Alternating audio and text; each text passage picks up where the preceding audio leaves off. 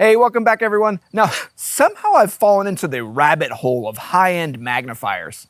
So today we'll be comparing the Aimpoint 3xmag-1 versus the EOTech G33, G43, and G45 magnifiers. And hopefully by going over and showing you everything, you know which one or ones are actually worth your money. All right, let's do this.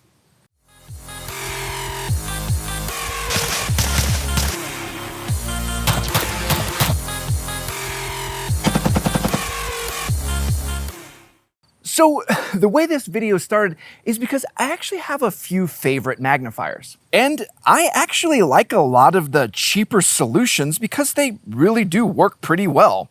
But I constantly get told how much better these $600 and $700 magnifiers are, and I wanted to see for myself and actually compare them. And later we'll even do like a $600 to $800 magnifier versus a $200 magnifier video. And I really do prefer that red dot and magnifier combo even after testing a crap ton of LPVOs.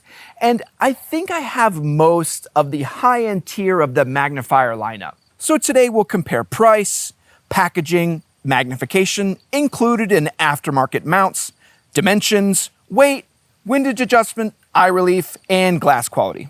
And then we'll do some tests where we'll actually mount it all up and see how the actual eye relief and features translate over to the real world. All right, though, let's get into our first test, and that's gonna be price. Beginning with the Aimpoint 3xmag-1, this thing is not cheap. And I picked it up on sale over at EOTech for around $750. And that's $750 for the magnifier only, no mount included. I mean, hell, it barely even came in a box.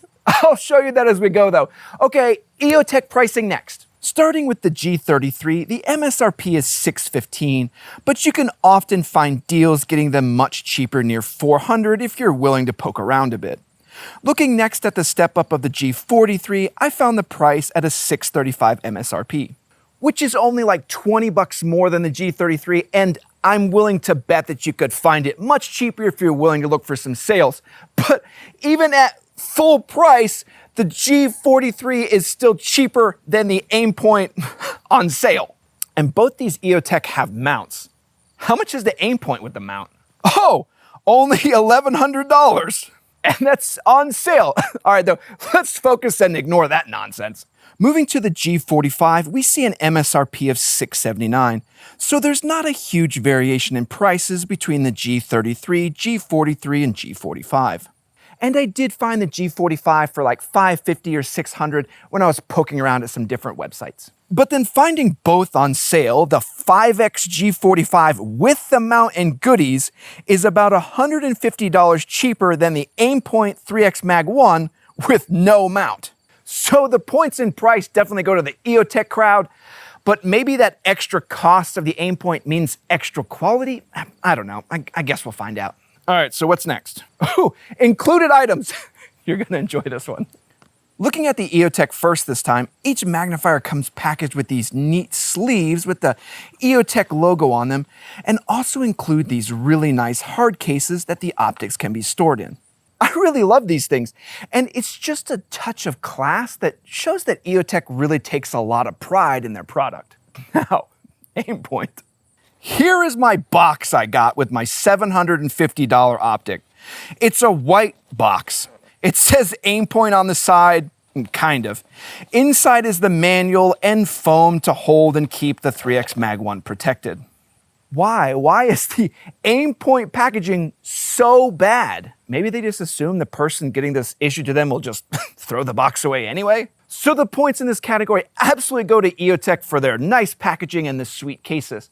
All right, then let's move to our next category, and that's gonna be the included and aftermarket mounts. Well, as we just saw, the Aimpoint gives us nothing in terms of included mounts. And you really just get the magnifier unless you wanna pay an extra 500 bucks. The EOTech price includes the QD side mount. These mounts also come with inserts and 2 sizes of screws for absolute or 1/3 co-witness heights. The QD is released and engaged easily to stow or mount the magnifier. And the flip to side mount works great to stay secure out of view or lock in position. All three EOTech optics use the same 2-screw mount pattern and have a ton of aftermarket mounts available at various prices. I use the Unity flip to center mount to allow the EOTech magnifier to retain the QD function while also being able to drop in and out of view as required. For Aimpoint, there are a few aftermarket options, but none of them are cheap. The 3xmag-1 has a 4-screw mount pattern, but is generally connected into mounts on the front of the magnifier housing. And this style connection means you're kinda locked into paying a lot, and there really isn't a ton in terms of aftermarket support. I again went with the Unity flip to center mount for consistency in this testing. And I really do like that 2.2-inch height for night vision use. Where's my giraffe gang at? So points go to EOTech for their included mounts at normal human being prices and for the better aftermarket support. All right, then for the next test, we're gonna look at magnification. Now, there's only a few differences here as the 3xmag-1, G33, and G43 are all at 3 times magnification, and the G45 actually has 5 times magnification. And we'll play with that 5x to see if it's actually better or any worse when we do the practical testing. But I'll slide a point to the G45 for having the most magnification in this category. All right, next, let's look at dimensions. Moving to the Aimpoint first. Why in the world is this listed in millimeters? Good grief, I'll just measure it myself. The 3xmag-1 is 4.5 inches long and 1.8 inches wide. And the website also lists height, but we're gonna skip that because I don't care, and we're also gonna jack around with some different mount heights anyway. Moving to the G33, we see a length of 3.8 inches and 1.6 inches wide. Why does the website say this is 4.4 inches long? Whatever, I'm also ignoring the windage knobs, but I'm quickly learning that width really doesn't matter. Keeping going though, the G43 is a good bit shorter at 2.8 inches and roughly the same 1.8 inches wide as the Aimpoint. On the 5x side with the G45, we see a length of 3.7 inches and a width of 1.7 inches. And what's interesting, and I'm just kind of speculating here, is that I think I would actually prefer the longer housing because this G43 being shorter would actually need more eye relief. Because it's physically shorter and it can't reach the same position on the rail. Whatever, we'll test it. But I'm not really gonna give points to anyone because I'm not sure if actually shorter or longer is actually better. So no points, just data on this one, I guess.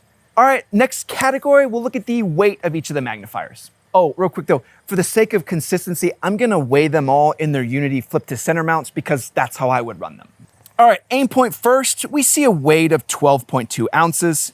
Next is the G33, which comes in at 12.7 ounces. Then we move up a level to the G43 and we have 13.4 ounces. And this is interesting. The G43 is shorter and probably does better on smaller rails, but is actually heavier than the G33. Then we have our G45 that comes in at about 14.5 ounces. And initially, I really thought this category would go to the G43 because it's smaller, but the actual winner here is the Aimpoint 3xmag-1. But we have to give an honorable mention to the G45 for having 5 times magnification for only 2 more ounces. And I think that's a trade-off that's absolutely worth it. All right, though, next category, we'll look at the actual windage and elevation adjustments. And what's interesting is we really see 2 different camps of design here. First is the Aimpoint. And here you have the unexposed windage and elevation that requires a special tool to adjust on the 3xmag-1. But looking at the G45, G43, and G33, all of the EOTech magnifiers have windage and elevation knobs on the outside. These knobs allow you to easily adjust the elevation and windage as needed without any sort of special equipment. But that also means the windage center position can be easily bumped. Like, I had a few of these in my pocket and then I would actually swap them out for testing. And when I did, the reticle would be off somewhere random and I'd have to correct it, or the mount itself would bump into the adjustment turrets. And in reality, the elevation and windage should be a set it and forget it solution. So I give these points to the Aimpoint, and I was kind of surprised that the exposed turrets actually did have issues where they'd get knocked around inside my pocket. And if you're in the camp that the magnifier needs to be zeroed, well, this could be a huge challenge for you. So points to the Aimpoint. All right, let's look at eye relief next. And yes, we'll test the practical of all this in just a moment. But on the spec sheet, the Aimpoint 3xmag-1 has a listed eye relief of 2.8 inches with a 7-degree field of view. The G33 shows an eye relief of 2.2 inches with a 7.3-degree field of view, and the shorter G43 has a slightly improved eye relief at 2.5 inches and 7.5-degree field of view. And as we noted though, the G43 eye relief is 0.3 inches better, but the housing itself is a whole inch shorter. So you got a full 3/4 inch to make up somewhere. Got it? I really want to test that. The G45 rocks a 2.6-inch eye relief and a field of view of 4.4 degrees. And that G45 is 5x, so I'm not entirely sure if that field of view is really comparable. But the points for this one go to the Aimpoint 3xmag-1 for having the best eye relief on paper. But we'll see if that translates over. And next, let's do exactly that and see how it all works in practical application. Here, I'm going to mount the camera at my normal eye position on the buttstock, where I would normally place my eye.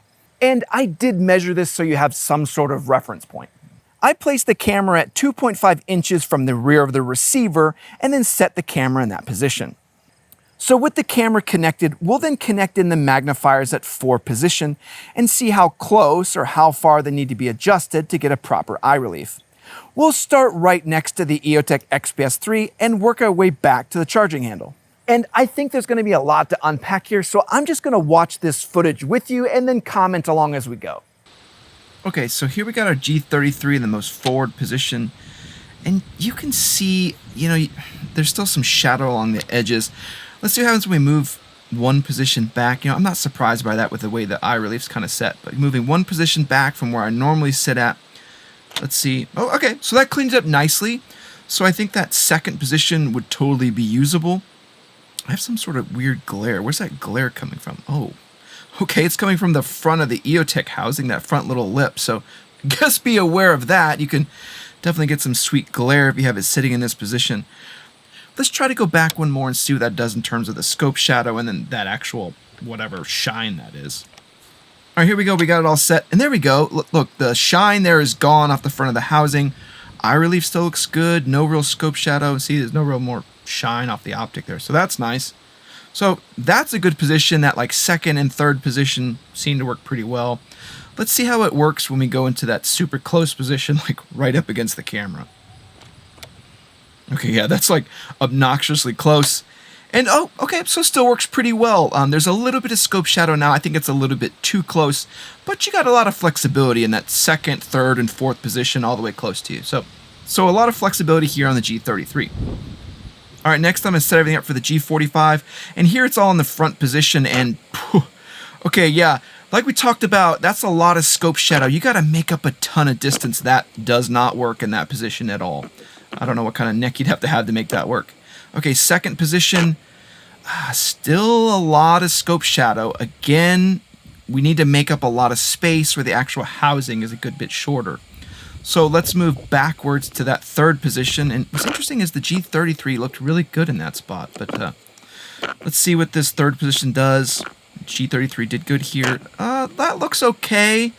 There's just a little bit of scope shadow. I'd say that's usable. Again, though, we got some glare, which is weird. There's just something to be aware of, I guess, is you could have to deal with glare unless you get it in the perfect position. All right, though, let's move it back to that super close position and kind of see what happens when we do that. And this is obnoxiously close, I'll tell you that. It's almost right up against the camera. Let's see how this looks. And perfect. So, yeah, if your eye is right up on the actual magnifier, it'll look all right. You got to be right on this thing. Okay, next we're going to move over to the Aimpoint 3xmag-1. Go ahead and get this all the way into the front position. And, okay, so a little bit of scope shadow in that all the way forward position, but no glare, nothing weird. That's almost even usable. I wouldn't be super mad if I saw that. So first position looked okay. And then we'll move everything backwards and go into the second position. And here we go. Yep, still looks good. Just the slightest bit of glare on the bottom again. I don't really know what's causing that. But this is second position, totally usable. Just the tiniest bit of scope shadow. It's probably just the camera not being totally aligned perfectly. It's more or less what you're seeing here. But let's go back one more to the third position.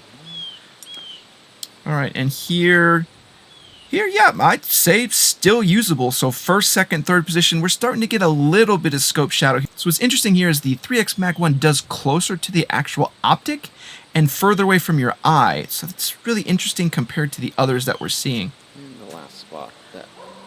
And I'd really kind of say that that first and second position is where I'd prefer to have this and not necessarily all the way back on the rail. But let's see this super annoyingly close position here.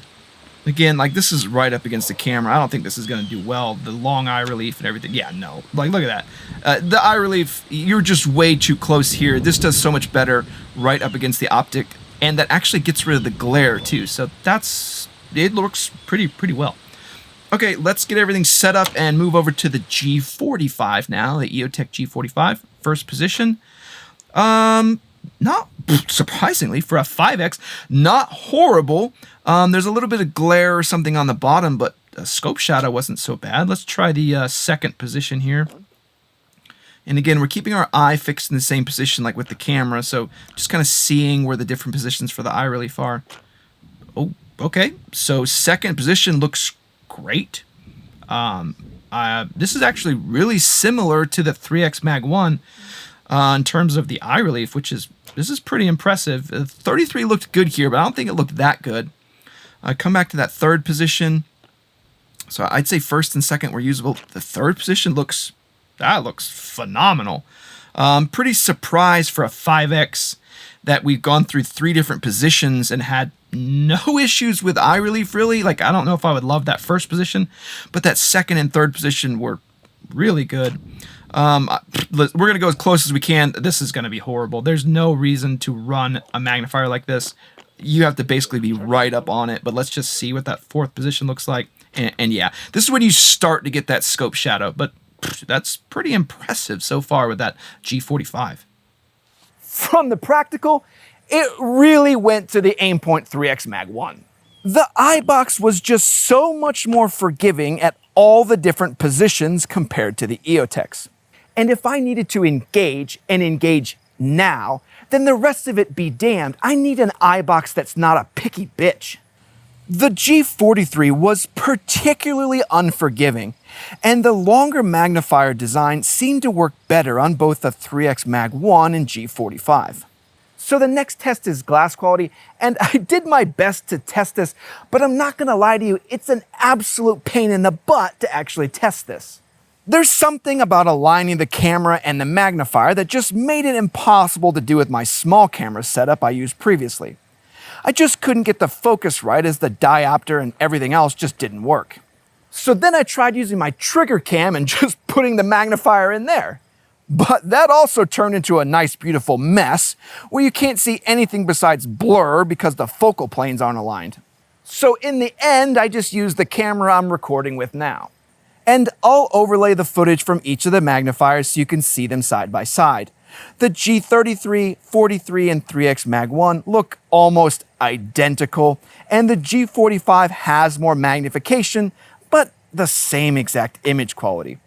From this test, I learned they all look about the same, but you can again see just how unforgiving all the magnifiers can be in terms of the eye box. Now, I want to say this.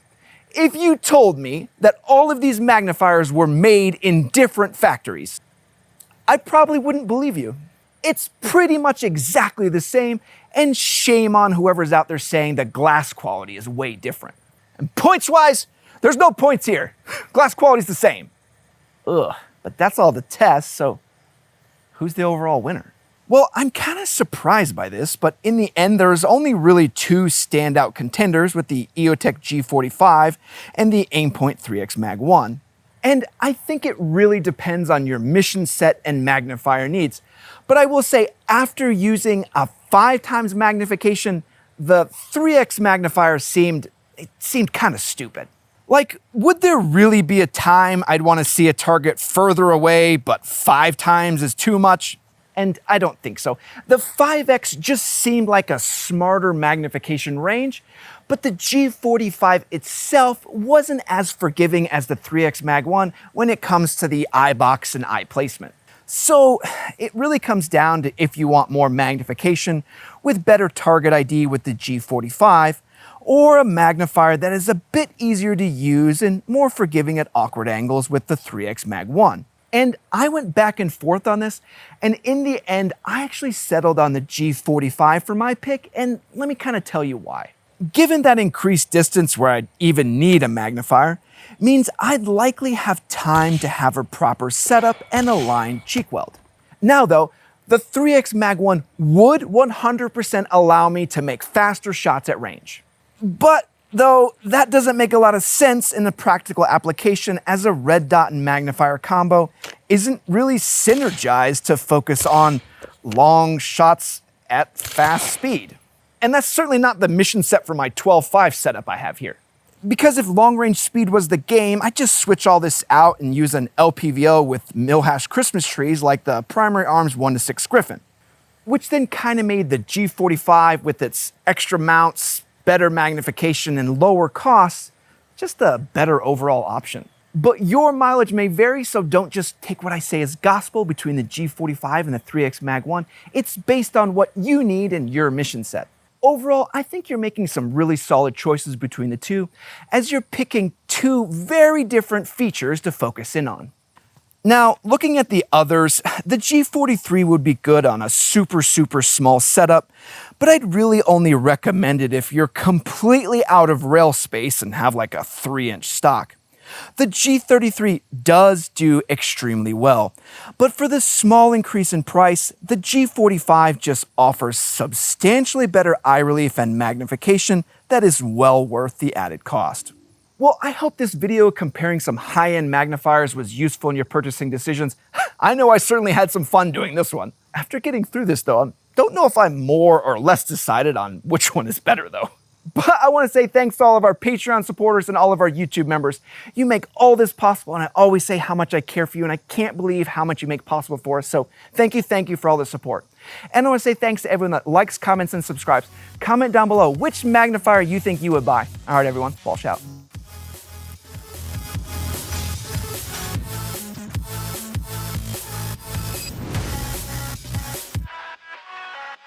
This is the part of the video you stay to the end for me to say something like super smart or witty.